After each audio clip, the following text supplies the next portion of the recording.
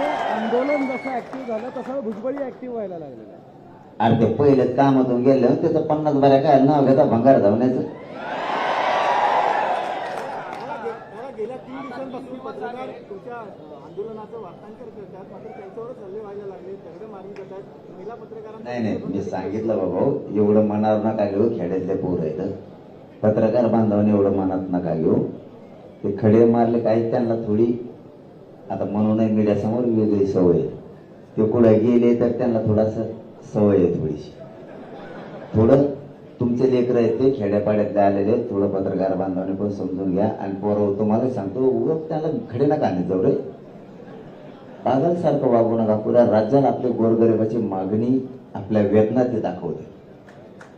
थोडं समजून घ्यायचा जा. मुंबईभर पुऱ्या मुंबईत पत्रकारांना थोडा सुद्धा त्रास देऊ नका.